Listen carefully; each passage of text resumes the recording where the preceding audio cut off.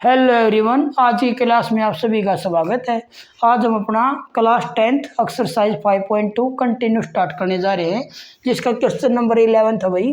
Which term of AP will be 132 more than its 54th term. ये बोल रहा है इस एपी की कौन सी टर्म है जो इसी एपी की 54th टर्म से 132 मोर है। तो हमने मान लिया भी let nth term will be 132 more than its 54th term. हमने मान कर चल पड़े इसी एपी के जो nth टर्म है, nth term of this AP is more than its 54th term. मान कर चल पड़े भाई हम इसी एपी की जो nth टर्म है इसकी 54th टर्म से 132 ज्यादा है। तो देखो भाई इसकी nth टर्म क्या होगी, a plus n minus 1 into D, और इसके 54th टर्म को क्या लिखेंगे भाई हम a54। अब ये दोनों इक्वल कब होंगे, जब इसमें हम क्या होंगे 132 ऐड कर देंगे, क्योंकि ये तो पहले ही ज़्यादा है। अब दोनों को इक्वल बनाना, जो कम थी उसमें हमने 132 ऐड कर दिया, तो a प्लस, अब इसकी वैल्यू पुट कर देंगे भाई हम। a कितना हमारे पास 3 प्लस n माइनस 1 और d क्या हमारा 12 आ जाएगा भाई, 15 में से 3 गया, तो a54 को लिखेंगे हम a प्लस 53d, तो 3 प्लस 12n माइनस में 12 इक्वल टू a की जगह 3 भाई, 53 इंटू 12 प्लस 132। अब 3 से 3 12n की वैल्यू निकालेंगे भैया उधर जाके,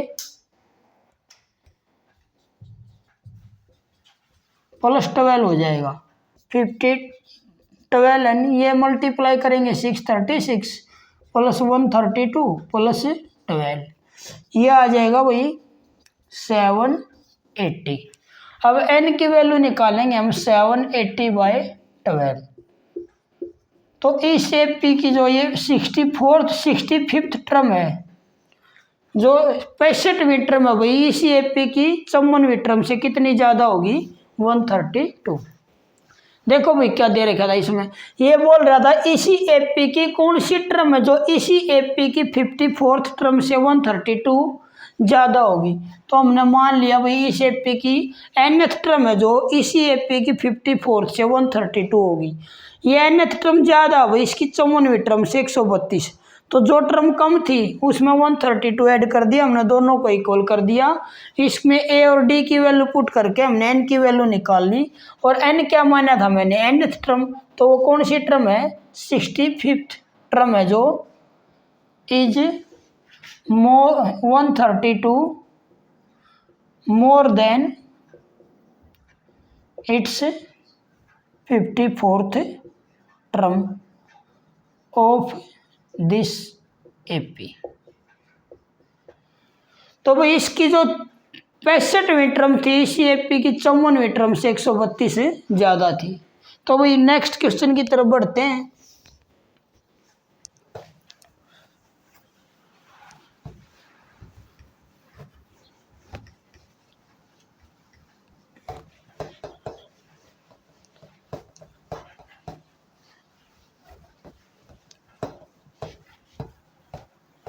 क्वेश्चन नंबर 12 क्या कह रहा है भाई,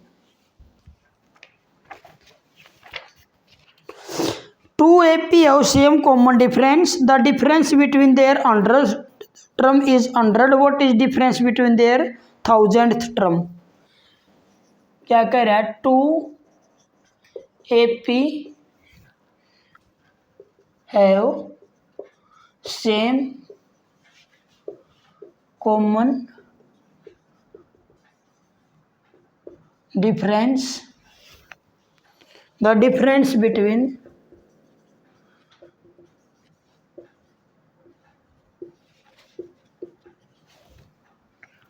hundredth term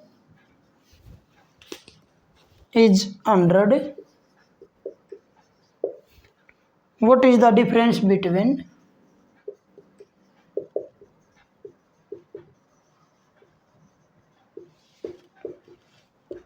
1000th term।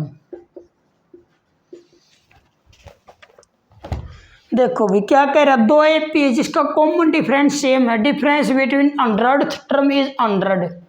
देखो भाई हम लेकर चल पड़े, लेट टू एपीज और दो एपी लेकर चल पड़े भाई जिसका कॉमन डिफरेंस 100 है। एक तो ले ली मैंने ये 100, 200, 300, 400 अप टू।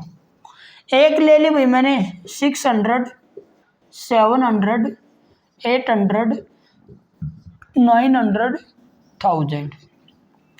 दो एपी लेकर चल पड़ा भाई मैं, इसका भी कॉमन डिफरेंस डी कितना है 100, इसका भी डी कितना है 100। कहीं से भी उठा लो भाई, यहाँ डी कितना है 100, यहाँ डी कितना है 100। अगर वो एपी होगी तो उसका कॉमन डिफरेंस कहीं से उठा लियो सेम होगा। अगर एक भी जगह वो मिसमैच हो गया तो वो एपी नहीं होगी। तो ये पूछ रहा था उसकी जो 100वीं टर्म है उसका डिफरेंस 100 दे रखा, तो 1000वीं टर्म का डिफरेंस कितना होगा। तो जो 100th टर्म है ना भाई उसका भी कॉमन डिफरेंस क्या होगा, ऑलवेज सेम होगा भाई। कितना होगा, सेम। चाहे वो पहली टर्म का पूछ ले, चाहे वो 10वीं का पूछ ले, चाहे वो 100वीं का पूछ ले, चाहे वो 1000वीं का पूछ ले, कॉमन डिफरेंस हमेशा क्या मिलेगा, सेम। अगर इनका 100वीं टर्म का कॉमन डिफरेंस 100 है तो 1000वीं टर्म का भी कितना होगा भाई 100 ही होगा। तो बहुत ईजी क्वेश्चन था भाई। नेक्स्ट क्वेश्चन की तरफ बढ़ते हैं। क्वेश्चन नंबर 13th और 14th मोस्ट इंपोर्टेंट क्वेश्चन है भाई।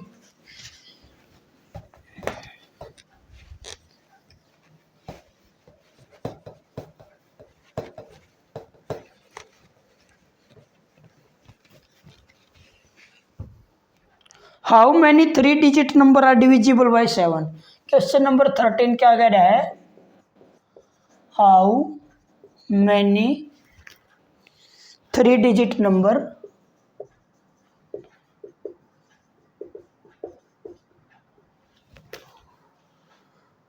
आर डिविजिबल बाय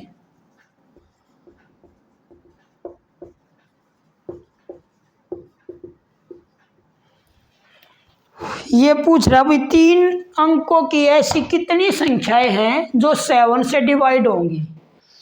तो 3 अंकों की कितनी संख्या है भाई जो 7 से डिवाइड होंगी। सबसे पहले तो 3 अंकों की जो 3 डिजिट नंबर कहाँ से स्टार्ट होता है 100 से, फिर 101, 102, 103, 104, 105 अप टू चलता रहेगा भाई। लास्ट में कहाँ तक जाएगा ये 999 तक।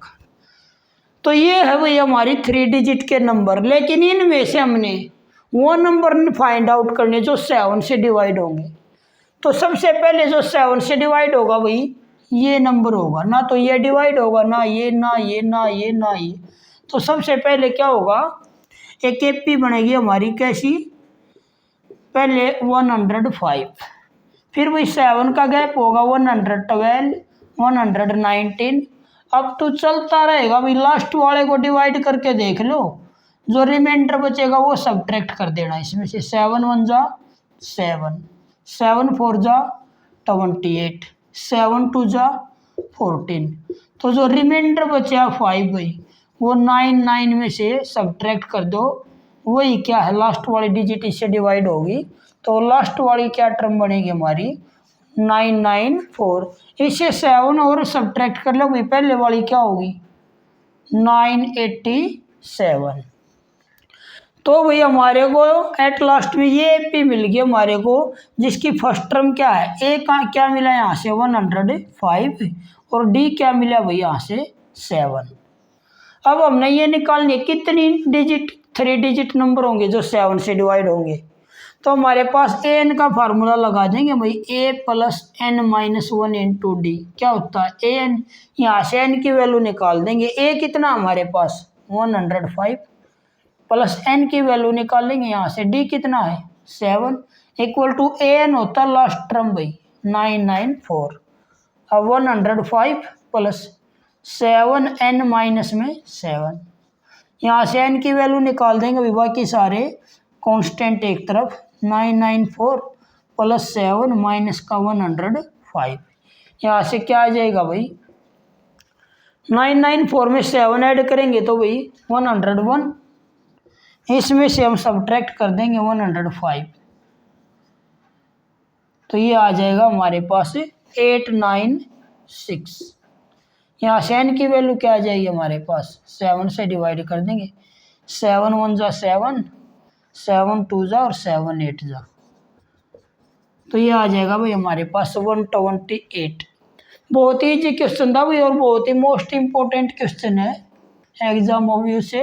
क्या कह रहा था 3 डिजिट के कितने नंबर जो 7 से डिवाइड होंगे, तो 3 डिजिट की जो सबसे पहली संख्या जो 7 से डिवाइड होगी वो है भाई 105, फिर 7 का गैप दे के लास्ट वाली होगी 994। तो यहाँ से हमें हमारे पास ए भी मिल गया और ए एन भी मिल गया हमारे को कितना 994। तो ये लास्ट टर्म भी हमारे पास ए भी है और डी भी है, तो ए एन वाला फार्मूला लगा देंगे और यहाँ से एन की वैल्यू निकाल देंगे, एन की वैल्यू आ जाएगी 128। तो जो 128 संख्या ऐसी होंगी जो 7 से डिवाइड होंगी। तो नेक्स्ट क्वेश्चन क्या कह रहा है भाई, नेक्स्ट की तरफ बढ़ते हैं।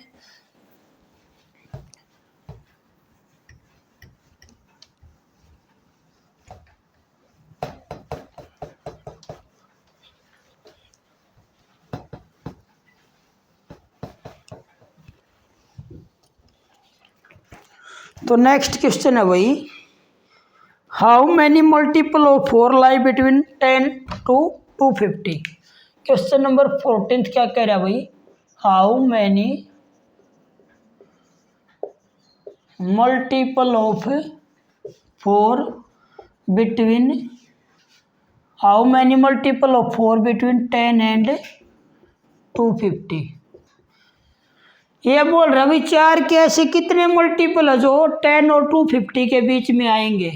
तो भाई ये वही क्वेश्चन है, बिल्कुल सेम एक एपी बना लेंगे हम। जो 4 से कौन कौन से ऐसे नंबर जो 10 और 10 और 250 के बीच में आ रहे जो 4 से डिवाइड होंगे, तो सबसे पहले आ जाएगा भाई 12, फिर 16, 20 चलता रहेगा भाई। लास्ट वाला क्या आ जाएगा 248 और इससे पहले वाला 244, क्योंकि 254 से डिवाइड नहीं होता, रिमाइंडर 2 बचेगा, उसको 2 में से सब्ट्रैक्ट कर 250 में से 2 को सब्ट्रैक्ट कर देंगे हम। तो हमारे पास ये एपी बन गई भाई 12, 16, 20 अप टू 248। अब हमारे पास ए कितना है यहाँ से 12, डी कितना है 16 - 12 4 और ए एन कितना हमारे पास 248। अब यहाँ से भाई हमने एन की वैल्यू निकालनी है, ए एन वाला फार्मूला लगा देंगे, A plus N minus 1 into D is equal to A N. A की वैल्यू 12 प्लस एन माइनस 1 और डी कितना हमारे पास 4, ए एन है 248। तो 12 प्लस में 4 एन माइनस 4 248 भाई। यहाँ से एन की वैल्यू निकाल देंगे, कांस्टेंट एक तरफ प्लस 4 माइनस में 12, 4 एन इज इक्वल टू भाई 240। एन की वैल्यू आ जाएगी भाई 240 बाई में 4, तो एन आ गया हमारे पास 60। तो ऐसे कितने नंबर होंगे भैया, ऐसे 60 नंबर होंगे जो 4 के मल्टीपल होंगे 10 और 250 के बीच में। तो एक लास्ट क्वेश्चन करते हैं भाई, फिर हमारे पास 5 क्वेश्चन रिमाइंडर रह जाएंगे। तो 15th क्वेश्चन क्या कह रहा है, for what value of N the nth term of 2AP are equal.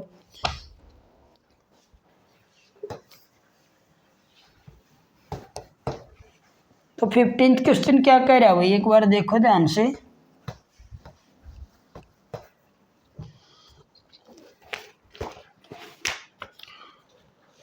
For what value of n, for what value of n are the nth term of 2AP are 63, 65, 67 and 3, 10, 17 equal. देखो भाई क्या कह रहा है, what value of N the nth term of two A P are equal. इसमें ये पूछ रहा है एन की किस वैल्यू के लिए ये दो ए पी है जो इनकी nth टर्म इक्वल होंगी। तो भाई जो दो ए पी दे रखी है हम इसका क्या nth का फार्मूला लगा देंगे। इस ए पी का nth टर्म क्या होगी 63, 65, 67। इसकी nth टर्म इक्वल होगी 3, 10, 17 nth टर्म। दोनों एपी की nth टर्म इक्वल दे रखी है तो हमने n की वैल्यू निकालनी है। इसकी nth टर्म का फार्मूला क्या होगा भाई, a plus n minus one into D. इसका भी क्या होगा a plus n minus one into D. A कितना भाई यहाँ 63 plus n minus one into D कितना होगा 2। इसकी nth टर्म क्या होगी भाई a plus n minus one into D. A यहाँ से 3, डी 7, यहाँ से ए कितना 63 और डी कितना 2। तो दोनों की nth टर्म का फार्मूला हमने इक्वल लगा दिया भाई 63 प्लस 2n माइनस 2। ये क्या होगा 3 प्लस ब्रैकेट को ओपन करेंगे 7n माइनस 7। n वाले एक तरफ कर लिए भाई, कांस्टेंट एक तरफ। 63 में से 2 गया 61 और ये 3 में से 7 गया, क्या बचेगा 4। 3 में से 7 गया भाई माइनस का 4 प्लस में 7n। अब n वाले हमने एक तरफ कर लिए 7n माइनस का 2n equal to 61 plus 4, 5n equal to 65। n की वैल्यू क्या आएगी भाई 13। तो n की वैल्यू क्या होगी, वो n की जो वैल्यू है 13 पे दोनों की क्या है nth टर्म क्या होंगी, दोनों इक्वल होंगी भाई। कुछ नहीं, इसमें ये पूछ रहा था व्हाट वैल्यू ऑफ n की क्या वैल्यू होगी अगर इनकी nth टर्म इक्वल होगी। तो वह n की वैल्यू कितनी होगी भाई 13th होगी। 13th पर दोनों की nth टर्म क्या हो जाएगी इक्वल। तो आज के लिए इतना भी, मिलते हैं नेक्स्ट वीडियो में। आशा करता हूँ कि आपको अच्छे से समझ में आया होगा। थैंक्स।